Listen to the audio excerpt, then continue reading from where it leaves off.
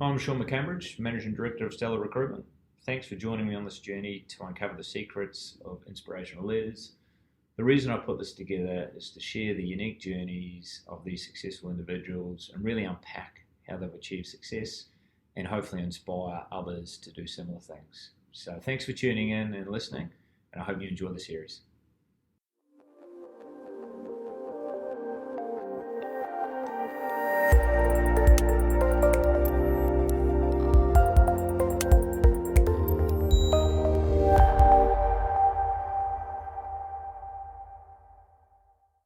Well, Chris, thanks for joining us as part of the Inspirational Leaders podcast series. I'm really looking forward to hearing about your story. Maybe we'll start at the beginning. Where did it all start? Where are you from? Sure. So, my business career started when I was actually a kid at school, to be honest. I was always coming up with a new idea to run a business, and one of the early ones was our school didn't have a school canteen. And so a friend of myself used to go and buy chocolate bars and cans of soft drink at Franklin's, actually it was at the time. I'm not sure if people even remember Franklin supermarkets. We used to bring them to school. We'd sell them for 100% markup, and in a school of 1,000 kids with no school canteen, it was pretty easy revenue. We did really well out of that. And of course, when you're 15, you don't think about things like tax. So it was all tax-free too. Yeah, so that was really how my entrepreneurial journey started, and obviously had a string of businesses since then. Yeah. Where did that start? I mean, was that entrepreneurial flair inherent? Did you learn it from someone around you? I really don't know. It just seemed like if you wanted something, you needed some money to buy it, and I found from a pretty early age that earning money was pretty easy. I had other things. I had like a car washing run. I had multiple paper rounds. At one stage, when our school canteen got shut down because the school actually opened their own canteen, which was my first introduction to competition. I actually used to run horse races. Every Tuesday at lunchtime, we'd run sweeps across all of the years in the school. Got money from that. So I don't know, it's just something that happened. It was fun. Yeah, for sure. It seems like you had a bit of an eye for opportunity, and you had the courage to do something about it. Yep. So I'm now perhaps going to ask you quite possibly the most long-winded question I've ever asked anyone, but I'm doing this to build context. So hang in there, stick with me. So while studying sports marketing at university, you started a corporate sports clothing company called Scody, one of the largest suppliers in the industry and still operating today, before selling your interest in 99 to start First Class Accountants, a bookkeeping and accounting franchise business where you grow this rapidly, become the largest bookkeeping services franchisor in Australia with over 150 franchise businesses working out of most major cities across Australia before selling in 2002. Concurrent with this, and whilst running First Class Accountants, you start your third business, this time in the real estate industry, in 2001 after purchasing Harcourt's Paddington real estate for $6,000. In 10 years, you grow the business to become one of Queensland's largest real estate businesses. It took you just 2 years in the industry for the business to be ranked in the top 5 Harcourt's offices in Queensland. In 2006, you sell the Harcourt's Property Centre real estate business to concentrate solely on property management. The property management division of the real estate business was renamed Rental Express and goes on to become a property management business of more than 3,500 properties under management, which was also Queensland's largest and Australia's fastest growing property management organisation. What was the formula for all this business success, if you can remember? And, why has Chris Rolls been successful? Yeah, interesting.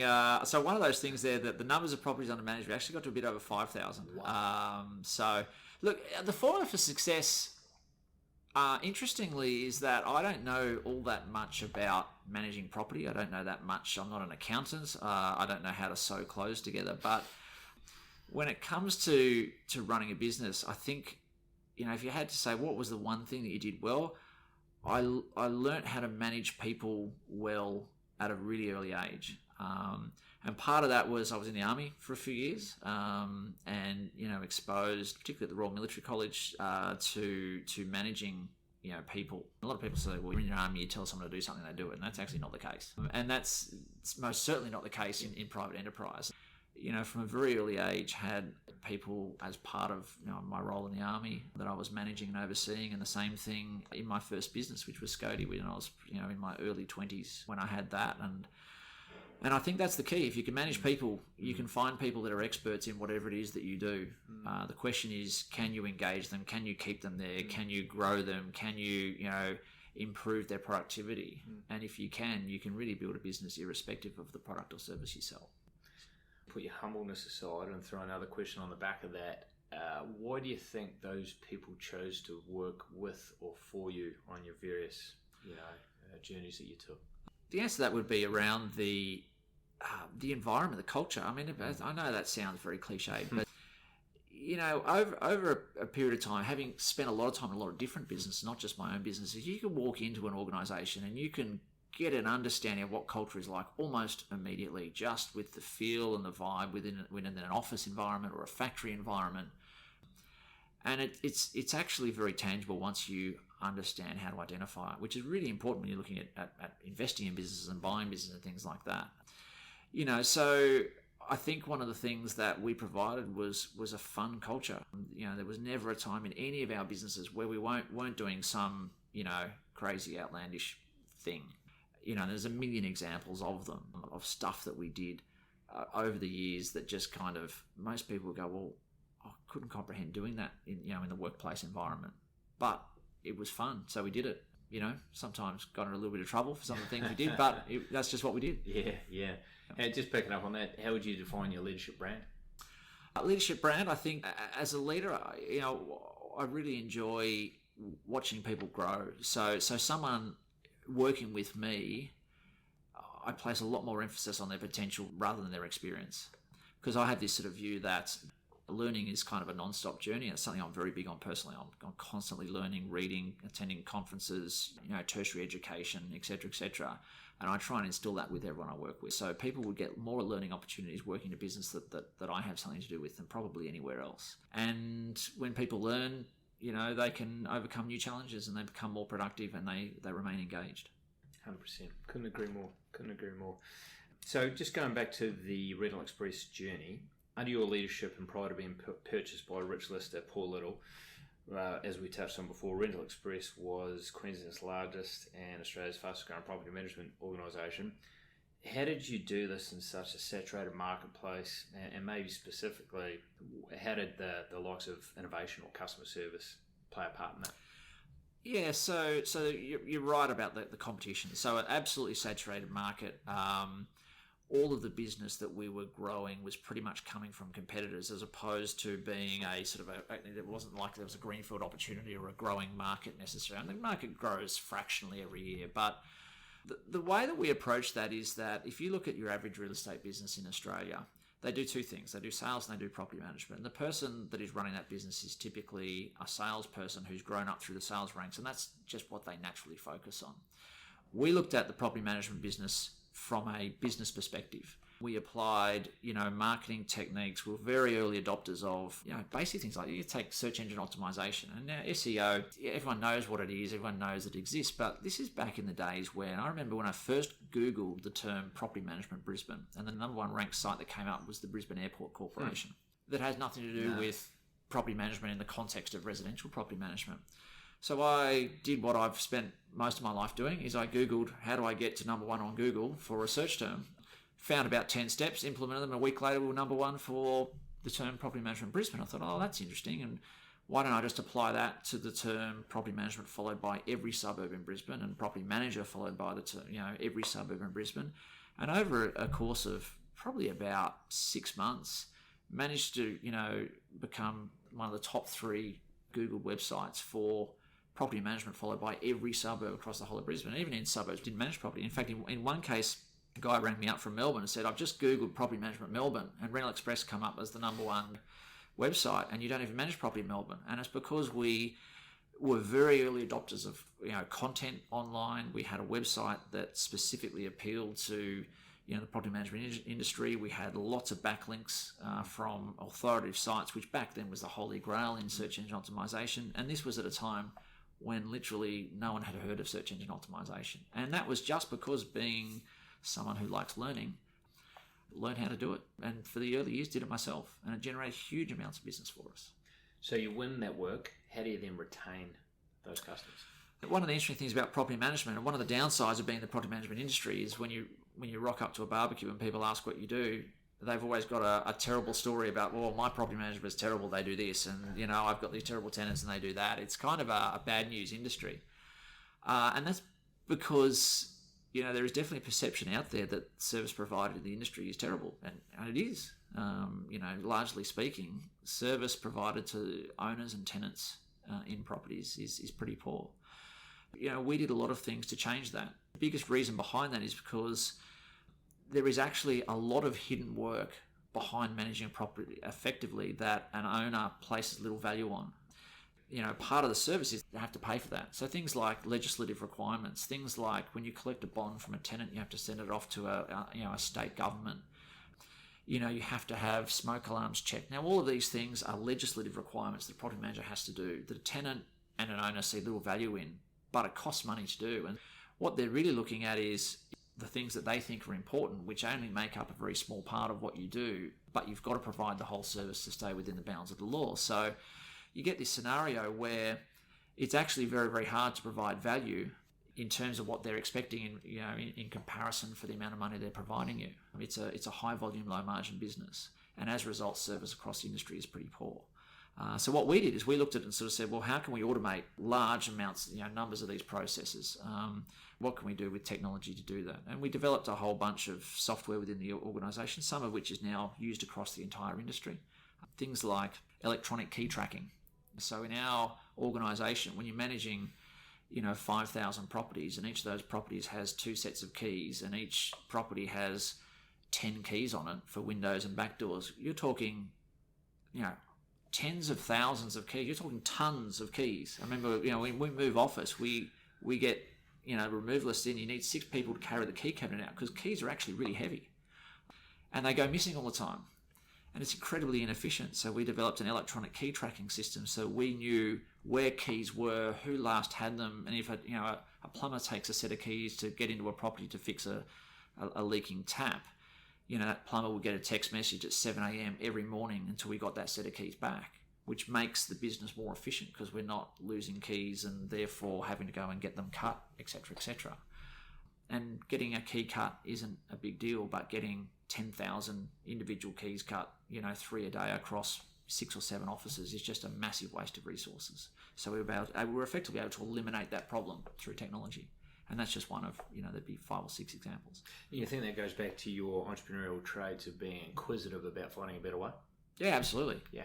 Yeah, there's always a better way to do something, and especially with technology. I mean, I'm a big believer in investing in technology to improve efficiencies in businesses. So we touched on before, you've had a string of business successes. You've started them, you've scaled them, you've sold them.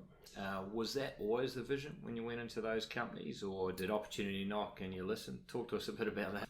I was lucky. The first business started, which was the clothing company, Scody. The company still exists, quite a large manufacturer. In fact, my understanding is the largest Australian-based manufacturer of cycling clothing. And we started that because I was in a triathlon club, and I was the secretary of a triathlon club, and I was a student, and I had no money. And my job was to organise the club uniforms. And when I went to the incumbents that were out there, I worked out that I wouldn't be able to afford to buy one of the uniforms because the cost was so much. And I thought, how much can this be to manufacture yourself? And I knew a guy who manufactured rash shirts for surf lifesaving clubs, so I went along to him and said, can you make this stuff? And he said, sure. So we kind of set up a business together, and we went and copied a whole bunch of patterns from competitors, and we made these triathlon uniforms, and we came in at half the cost of what our competitors were. I should point out there was no profit in it, which I didn't know at the time. I thought we were making money, but I didn't really understand much about business at the time. And they turned out really well, and then another Grafton Triathlon Club wanted some, and then the Surfers Paradise Triathlon Club wanted some, and then a surf club wanted their gear, and all of a sudden we had a business. And so it wasn't by design. It was just I was the right place at the right time. And so if that was your first venture into a business outside of obviously the various things that you run at school, what about the ones that followed that? Was it always with a vision of having an exit?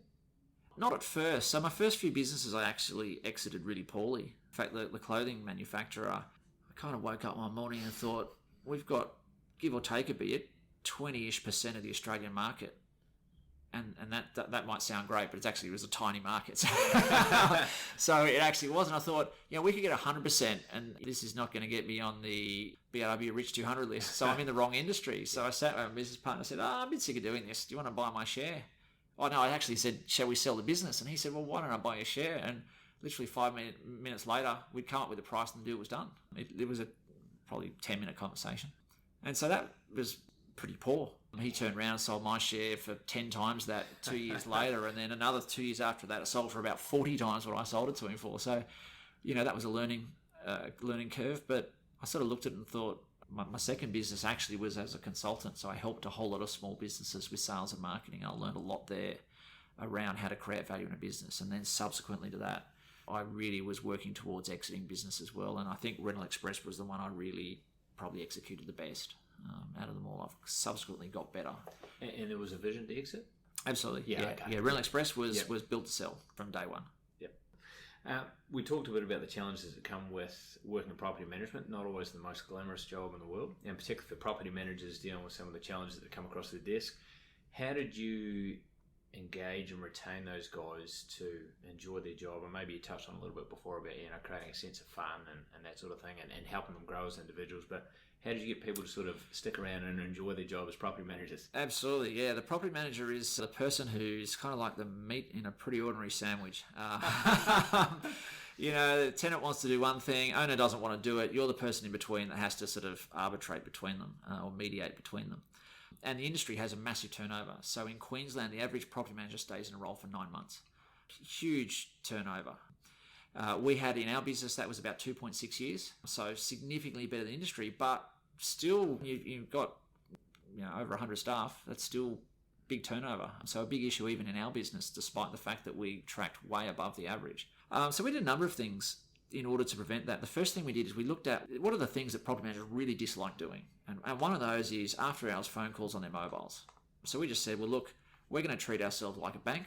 If you want to contact your bank manager, after hours on a mobile phone, you can't because they're closed. So we said the same thing. So we stopped advertising property managed mobile phones on websites, and we said, sorry owners, sorry tenants, you can't contact the property manager late at night. Mm-hmm.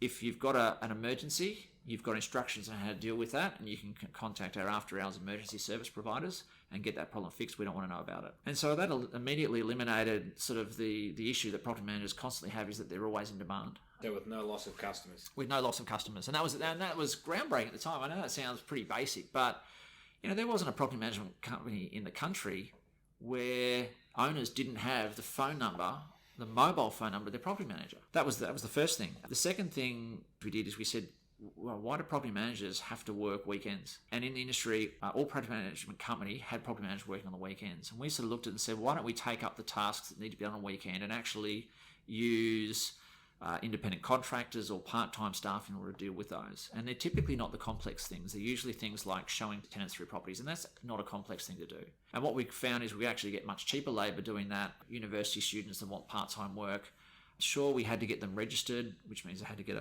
their real estate agent's license and that sort of thing, or their registration. But it was pretty easy to do. And so we eliminated after-hours phone calls and weekend work. And that alone, doubled retention rates. And that's before you start talking about some of the, the performance incentives that we had in place.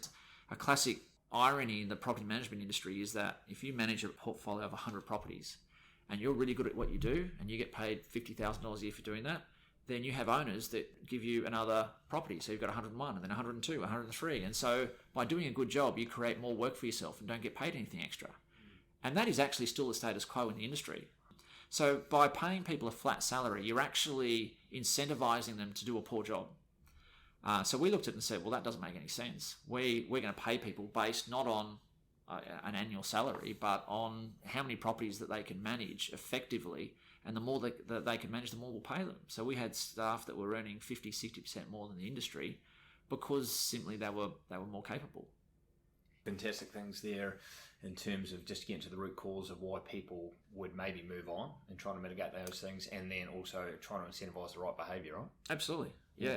People do what they get rewarded to do. Yeah, pretty simple, but clearly not many people were doing that. That's right. So it was good, and also having the courage to maybe buck the trends around weekend work, after hours, phone calls and that sort of thing. Yeah, absolutely. So I'm going to talk to you a little bit about your learning. Obviously, you've been a lifelong learner. Talk to us about your decision around deciding to pursue an MBA, and post the MBA, how much it's shaped your career as a leader.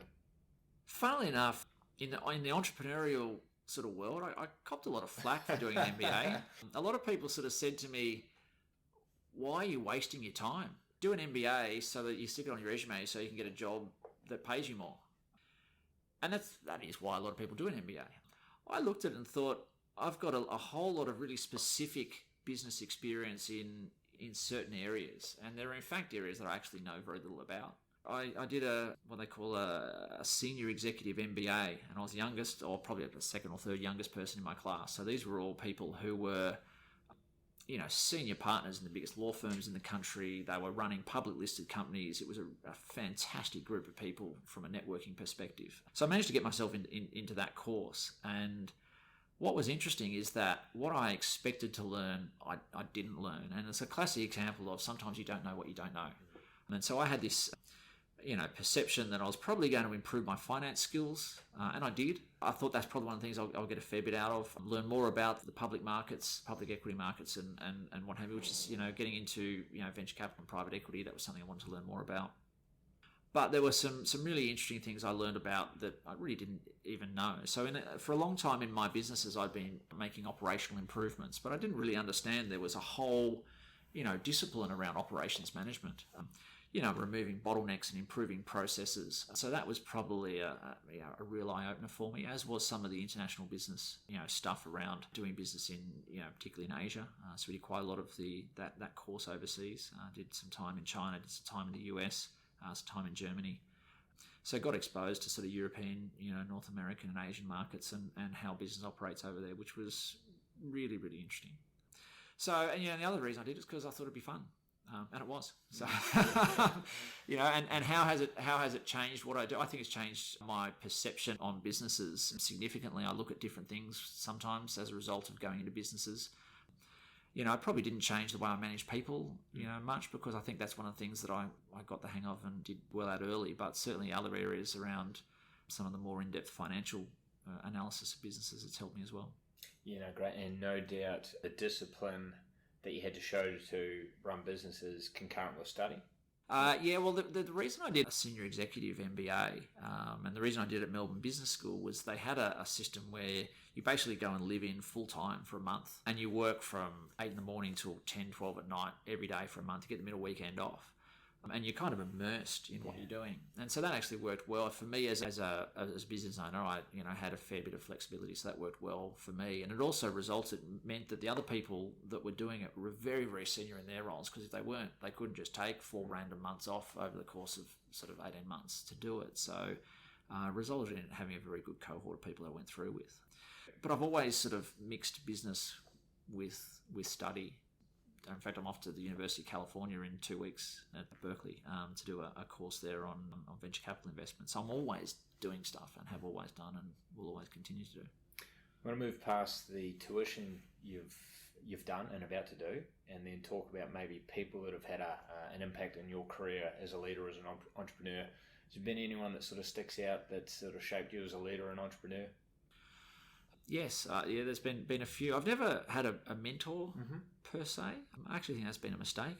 Kind of thinking I should get one now. You can always learn something off someone, irrespective of what they do and irrespective of their success. So I'm actually, some people laugh when I say that, but I actually am. I think, early on I had in my early Harcourts days, the CEO of Harcourts in Australia, in fact Harcourts International, is a guy called Mike Green. And I remember I was upset because a couple of my salespeople had left. And in real estate sales, there's a big flaw in the business, and that is that a lot of your revenue is tied up with your key salespeople. And a couple of my salespeople left, and I was, having a minor meltdown because a lot of revenue had literally just walked out the door. And I remember him saying something. He said, "Look around the room." He said, "Every single person in this room is eventually going to leave. You just got to figure out a way to deal with it." And the irony of that is that actually in the end I was the person to leave. So I stepped out of my real estate business a few years before I sold it and handed it over to a CEO. And that is so true. Everyone is leaving. What you need to do is you need to develop a business that can handle that. particularly when we're providing a service, because in the services industry, your people are everything, because they provide the service, they are your product. The longer you can get them to stay, the better, but understand that nobody stays forever. And that was just one of those moments I remember thinking, that's actually really valuable advice. Everyone's learning, everyone's leaving, just learn to deal with it. Yeah. So if you haven't had a mentor, and that's a good example of maybe learning in a specific situation of how he sort of looked at that sort of scenario, people leaving, is there any leader that you look up to? Oh, there's lots of leaders that I look up to. That sort of sticks out? So Jack Welch, former CEO of GE, read a lot of his books and been to sort of a lot of courses around some of his philosophies around lean thinking. He was obviously big into Six Sigma, which is operations management, improving process. Certainly a lot around what he did with GE around incentivizing people. He's pretty ruthless. Cutting the bottom 10% was one of his famous things. We're going to cut the 10% of our organisation in terms of the people that are there, because we want to replace them with people that can be in the top 10%. And I've always been very much a believer in having straight to the point conversations with people. If you're not performing, perhaps there's another role somewhere else where you could perform better and you'll actually be happier. And maybe we need to have a chat about that. Or if you're not going to live by our values, that's fine. We can still be friends. You just can't work here. Those sorts of conversations are really important. And some of that has been, I think I've learned from some of the stuff that he's written about and talked about over the years. So that would be one that springs to mind. Yeah, sure. Okay. I'm gonna sort of shift tack in terms of what you're up to now, your next exciting project. So you've now started Australia's first real estate venture fund and PieLab Venture Partners. Why have you decided to go into venture capital? And maybe you can sort of talk to us a little bit about some of the dynamics that are present in industries that are ripe for disruption, and maybe real estate's one of them. Yeah, sure. So the first question was why venture capital?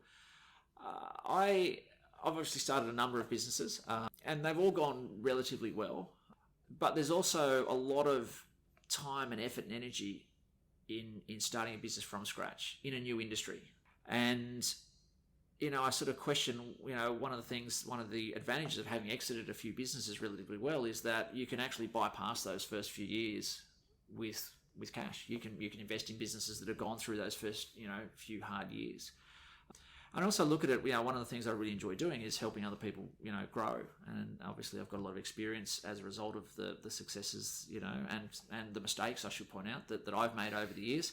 And I think that a key piece of the puzzle that a venture capitalist brings to the table is not just capital, but also expertise and advice and mentorship. And I really enjoy watching that sort of stuff happen. Businesses grow, people grow. So that's my sort of idea behind, getting into the venture capital space. What are some of the dynamics around industries that are likely to be disrupted was the second part of the question, I think. I think the world is in for massive disruption, but I don't think it's all negative. It's very often portrayed as being negative. Reading an article just the other day around, the loss, the future of work. And there's a whole range of studies out there that say, this number of jobs are going to be lost, And the studies range between 47 and 80% of total work as we know, total jobs as we know it, are going to be gone in the next 20 years. And that's staggering. 47% of total jobs as we know them today are going to be gone. And that sounds catastrophic, but that's actually happened before. So I read an article the other day that was talking about the history of farming. And if you go back to the sort of the 1800s, in the United States, it was something around 85% of all people were employed in farming. And now that's less than 2%. So it's not like this hasn't happened before. It has happened, and it's happened multiple times over history. What's different is probably the speed with which it's going to happen. And that's the thing that we need to really come to terms with, how quickly some of these jobs are going to be wiped out. And what does that also mean for education? Are we educating children now with the skills that they need in the future? Because, once upon a time, education was all about knowledge. What do you know? But knowledge is abundantly available and free, and any 10-year-old kid can know the answer to any question in a matter of seconds, whereas that wasn't possible 10 years ago. The way that society is going to develop over the next 20 years is going to be crucial as to whether the technological disruption that we're going to be experiencing is positive or negative. But there's no doubt that a lot of it is going to be positive. We talk about things like genetically modified food. You can 3D print beef patties for hamburgers now. you don't need cows to create beef. Now that's staggering, but also catastrophic for certain industries. But it also means that we're going to be able to feed hundreds of millions, possibly billions of starving people. And in fact, poverty in terms of a lack of food to eat is at an all-time historical low. People living under the poverty line in most Western countries have houses with air conditioning, have cars, but they're still considered to be in poverty. And that's quite staggering when you think about it. And that, of course, is not the case all over the planet. But technology is actually driving abundance while at the same time driving disruption. So there are both positives and negatives to be had from it. And that's, I think, a point that's lost on a lot of people. Yeah. Change and disruptions always occurred, just the rate of change and the rate of disruption is getting quicker. Absolutely. And people are always trying to find a better way, whether it was 100 years ago or what it is today. But maybe the rate in which industries could be changed or disrupted is happening a lot quicker than what it did 100 years ago. Yeah, absolutely. And the base of most technological disruption at the moment is the price doubling performance of computing power, which effectively means that every year for a very, very long period of time, over 100 years, the computer processing power that you can buy for, say, $1,000 has been doubling every 12 to 18 months. And what we're now at is a time in history where we've got this exponential graph and the computer processing power is going through the roof, which has enabled all of these other technologies to simultaneously advance at huge rates. And that's what's causing, right now in history, the wave of technological change. I mean, I gave a presentation at a conference a few days ago, and one of the things I was talking about is that the computer processing power you have in an iPhone 6 is more than NASA had at their entire disposal when they put a man on the moon. And if you say today, imagine what society is going to be like if every human being walking around the planet right now had the computer processing power in their pocket that the whole of the United States government has right now. What would the world look like? Can you imagine that? Imagine if you could have in your pocket right now the computer processing power that the entire United States government has at their disposal. Would the world change? The answer to that is yes. And so it's not surprising that the world's changing right now because we've all got in our pockets the entire computer processing power that NASA had at their disposal just 40 or 50 years ago. And so it's not surprising that it's happening. It's just a question of how we deal with it that counts. Absolutely. Now, at this stage, the listeners are probably thinking pretty much everything you've touched has turned to gold. There's a bit of a good run you've developed here. So we're going to talk to you a bit about adversity now. Can you talk to us about any incidences of adversity and how you maybe dealt with that and what you've learned from it? Oh, absolutely. And the first thing I want to correct you on is that not everything I've touched has turned to gold. So that is absolutely not the case.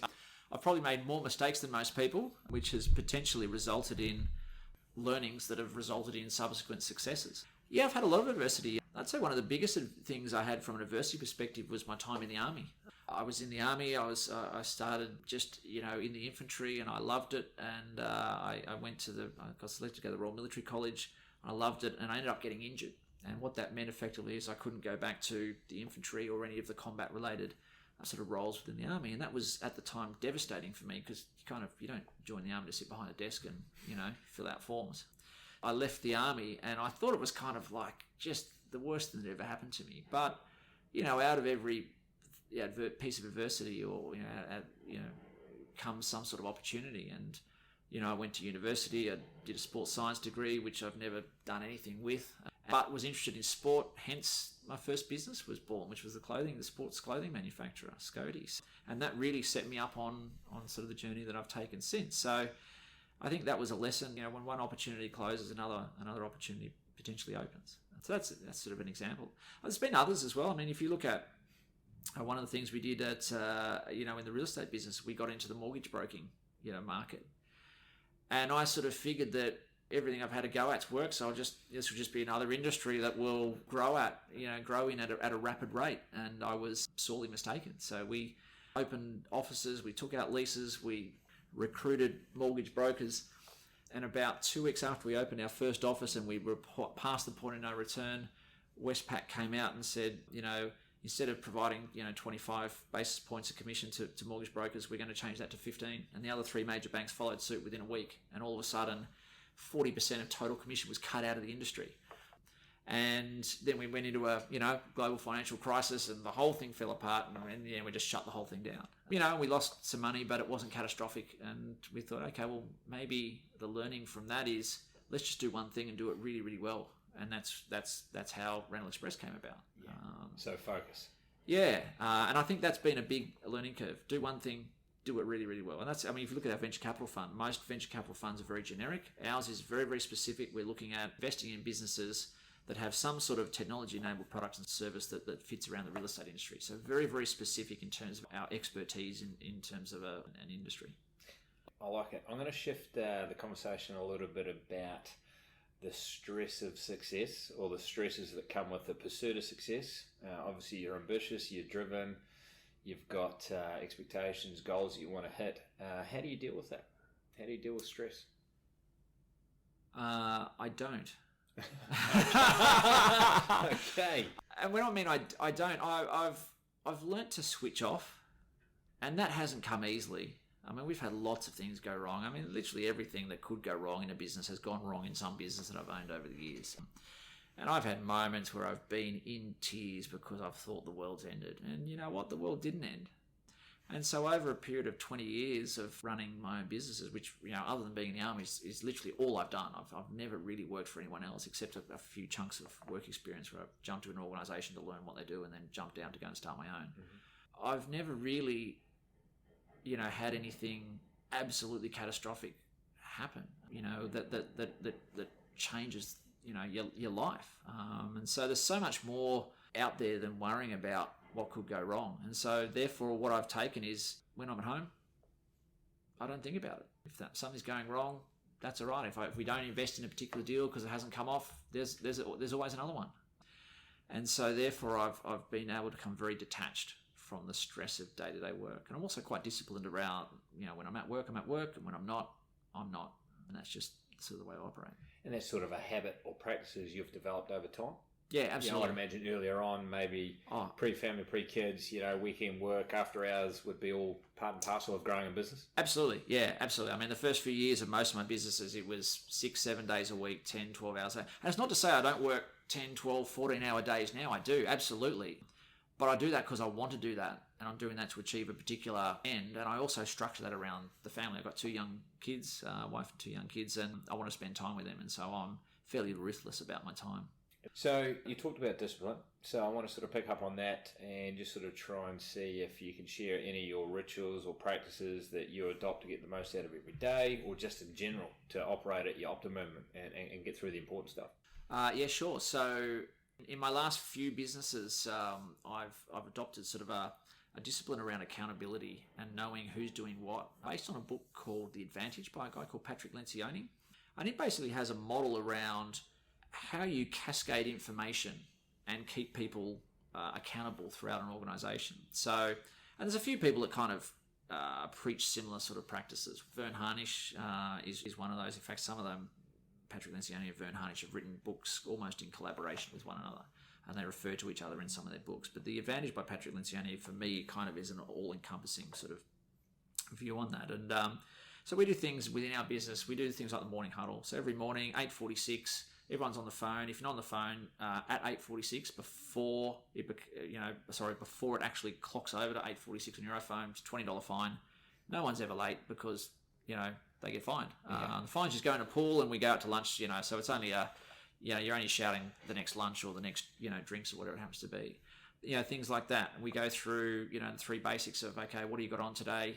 So we know where everybody's going to be. If you've got anything you're stuck on that you need help from anybody, got anything you need to share. And those calls go for, this morning's went for about 4 minutes. They might go up to about 8 minutes. And that way it eliminates huge amounts of internal email going back and forth among each team that does that. Now, obviously with a venture capital business, not as many people, but when you've got, hundreds of staff, the next level down would that person would leave, the morning huddle, the executive team, and they would go and do the morning huddle with theirs. And then, middle managers would go and do the morning huddle with theirs. And within the space of 45 minutes, if you need some sort of information communicated across the entire organisation, then it's effectively done. Yep. So that's one of the things I've been particularly specific about in all of the businesses. And there's kind of some extensions of that in terms of, weekly, monthly, quarterly planning that book talks about, which has been a game changer in my view in business. Personally, I'm big on lists. So I use, there's lots of software you can use for creating lists. I use a program called Momentum, which is every time you click on your Chrome browser, it pops up and your list pops up. It's pretty basic software. First thing I do at the beginning of the day, before my morning huddle, is go, right, what's my number one priority for the day? What other things would I like to get done? And that way I've got it before my morning huddle, so I know what I'm going to tell everyone that I'm doing today. And whatever I don't get done, obviously just flicks over the next day. So big user of really basic technology. And I've looked at pretty much every to-do list on the planet, and there's some really complicated things out there. Momentum is really simple, and it's free, or $2 a month or something like that. So that's what I use. So there's some of the things I do from a self-discipline perspective. A philosophical question or questions. How do you personally define success? I think success is about being happy. Certainly not financial. Was that always your definition? No, absolutely not. funny that. That's actually a really good question. No, that wasn't always my perspective. I think what changed that? I think what changed that is when you get to the point where you no longer have to worry where the next paycheck's coming from, you all of a sudden realise that that's actually, and not so much worry about. One of the things I saw a lot, particularly in the real estate industry, where you've got a lot of very high paid people, like the good agents. It's very hard to be an excellent real estate agent. A lot of people go, well, how hard can it be? You stick a sign up, you sell a house, you get paid $50,000. It's actually incredibly hard. It's something like an 85% failure rate of all people getting into the real estate industry. It's a very difficult role, but the ones that are good at it do extraordinarily well in terms of their cash earnings. But one of the things I noticed over time is that the more they earn, the more they spend. People spend relative to the amount of money they earn, and it doesn't make them any happier. Sure, they go from driving the Toyota Corolla to the BMW to the Merc to the whatever else. It doesn't actually make them any happier. And in fact, what they then got to do is work harder in order to maintain that. And in some cases, it actually makes them unhappier. And I must confess, I saw myself doing the same thing, over a period of time, and kind of, because I sort of noticed it, I tend not to do that.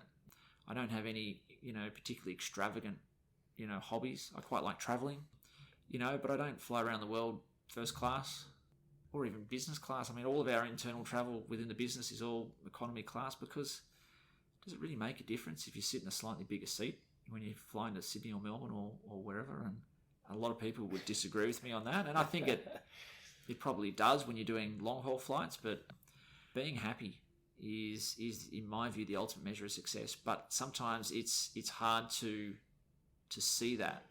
And being happy for me is actually working really hard.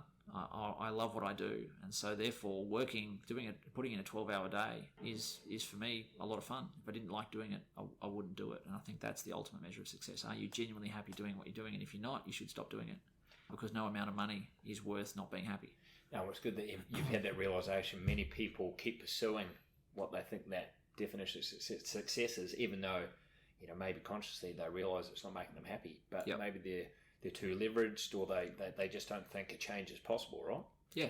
So I think that's a shame. So it's good that you've acted on some of that stuff. So just picking up on that question, what drives you? I mean, why do you do all the stuff that you do? The business success and everything else, your ongoing learning. What drives you? Why? I think it's fun. It's it's almost like it's my hobby. Can't stress enough how much I like learning. So take the venture capital industry, for example. So I spent a small amount of time, working in a private equity firm, an ASX-listed private equity firm, to learn some of the basics of fund management. And it was a massive learning. I knew nothing when I went in there, and I learned a lot from some really skilled people who are clearly much smarter than me. When I sold the business, I thought, well, maybe I could start my own venture capital fund and go and do that. And so, even though I said I wouldn't do another startup, it actually is a startup. You're starting from scratch in an industry you don't know a huge amount about. But what I've found is that I really enjoy learning how it works, doing the study, reading the books, speaking to those people that are experts, and one of the most important things when you're getting any business up and running is that people that are great at what they do will always share their secrets to success. And so the first thing I did is literally said to the team, and we've only got a small team, one of the things we all need to do every single week is speak to someone else in the venture capital industry who's doing a better job than what we are, so that we can learn what they're doing. And nobody has ever had rejection. Nobody's ever rung up and said, do you mind if I ask you a few questions about what you do? And had anyone say no? Because everyone says yes. And fortunately, we're in a pretty collaborative industry. But I found the same thing in the real estate space as well, which is incredibly competitive. Everyone will share, what they do if you've got enough interest to ask. And in some cases, you can't shut them up. Maybe this is one of those cases. Not at all. So that's one of the things that drives me, is that constant wanting to know more. So you're inquisitive, and then you really just love that ongoing learning. Absolutely. And I really enjoy watching people develop, you know. So some of the other guys in the fund, that I'm working with are not from that entrepreneurial background. Some guys out of, the investment banking space and that sort of. So what they're learning about is the entrepreneurial journey. They've never run businesses themselves. What I'm learning from them is, their analytical skills around finance and mergers and acquisitions. So the whole thing is just one big learning environment. If you're not learning something new, then you're probably slowly dying. Absolutely. Yeah, and I think it helps with engagement and enjoyment and all that sort of stuff. So how do you maintain harmony as an ambitious person? You mentioned, 10, 12, 14-hour days occasionally. You've got a young family. How do you maintain that sort of harmony outside of getting better at saying, right, work is work, home is home? So there's sort of two answers to this. The first is that if you're really new to business, I think it's very hard to succeed without being a workaholic. And I think there's very few examples of perfect work-life balance where someone has created enormous business success and at the same time work 9 to 5. I've never seen it happen. Maybe it does. I've never seen it happen. How do you maintain that harmony? Kind of goes back to that question earlier. When you're off, you're off. So when I get home and I'm not working and I'm not expecting a call that hasn't been booked in, I don't answer my phone. And that's probably frustrating for some people, but chances are it could wait. And as you get more people in your organisation, that becomes harder and harder, and that's where the real skill is, employing people that can deal with the issues. As you get more and more layers of management across an organisation, your vision of what you're trying to achieve gets harder and harder to communicate, and the real skill is employing people that are on board in terms of that alignment of vision, and having them be able to communicate it the way you can in order to keep the entire organisation engaged. And what a lot of people fall into the trap of as their business grows is they think they need to take the phone call of Joe Bloggs who's just broken up with their partner and needs somewhere to sleep for the night. And I think real keys is employing the people that can take those calls and deal with them effectively. You've got the right levels of emotional intelligence to solve those problems and make people feel connected and valued at work so that they're productive and the organisation is successful. So answer your question, work-life balance is really hard, especially early days in running a business, and in fact, almost impossible. But over time, you tend to learn to switch off. And I think that's one of the key things. I don't work a 40-hour week, but I probably have 8 to 10 weeks of actual holidays a year with the family. So while I'm probably, not sitting on the couch at 8 o'clock at night, watching a movie with my wife, and I am some days of the week, but a lot of the nights of the week, last night was an example, I wasn't. I was doing some work. So that's how I do it. What about other things, whether it's sport, meditation, other things that just allow you to get away from work? Yeah, once again, I think really important. Tougher when you've got, in my case, a 2-year-old and a 4-year-old, 2 boys, because they always want dad to be around. But I still do my own stuff, so I still write a fair bit. Every year I have some new challenge. So this year it's learning to play polo. So step 1, learn to ride a horse. So, I go to horse riding lessons once a week to learn how to ride a horse. When you're doing something that you actually don't know how to do, you've got to focus, be here and there. Otherwise, in my case, you fall off the horse. I do a lot of that. But I typically do that around times that doesn't impact the family. Yeah, great. I'm going to get out of your head for a moment. And if I was to ask you how your wife would define you or describe you, what would she say? I think she would say I'm pretty permanently positive. People say I'm having a bad day. I'm like, why don't you have a bad 10 minutes? It's much less stressful. Yeah. Solve for 10 minutes and then get on with life. Yep. So pretty positive. That would probably be something that she would describe me as. Always thinking about, the next this, the next that, what could happen if we did this, so always kind of coming up with pretty questionable ideas about stuff we should do. I think she would probably describe me as a bit obsessed. When I get my mind in, I'm going to learn to do this, or I'm going to learn to do that. we're having dinner on Saturday, and I said, I'm thinking of doing a PhD. What do you think about that? She said, you sure you haven't got enough on at the moment? Good question. That's a good question. She's good at asking those questions. I thought about it. I thought, okay, maybe I'll leave that one to the second half of the year. So, and I don't even, and she's like, well, in what? I'm like, I don't really know, but I'm sure I can find something. I think she described me as positive, always coming up with new things to do, sometimes for no apparent reason. Probably a little bit obsessed. Yep. Yeah. Fantastic. Hey, looking back, you've obviously got a beautiful young family. You've built multiple great businesses, accumulated a level of wealth, no doubt, for your family, which is great. And you're well on your way to leaving a really positive legacy. If you were to pan back to that 21-year-old and, speak to that person, what wisdom would you impart on that ambitious, entrepreneurial 21-year-old that you know now? That's a good question. I think what I would share with someone in that situation, with a younger version of me, is don't worry when things go wrong. So understand that the mistakes are going to happen all the time, and you're going to make some dumb mistakes. But at the end of the day, it doesn't really matter, because as long as you learn from those mistakes, you'll continuously get better. And it's, life is not about accumulating wealth. I have absolutely no ambition to be a billionaire or anything like that. In fact, a lot of billionaires are, borderline psychopaths in my experience. So be happy, enjoy life, and don't worry about making mistakes, because you'll make lots of them. Yeah. We've talked a lot about what you've achieved thus far. You've got some other ambitions on the horizon, whether it's polo, maybe a PhD. What's left to achieve, and why? Where to from here? Oh, heaps of stuff is left to achieve. Sort of funny.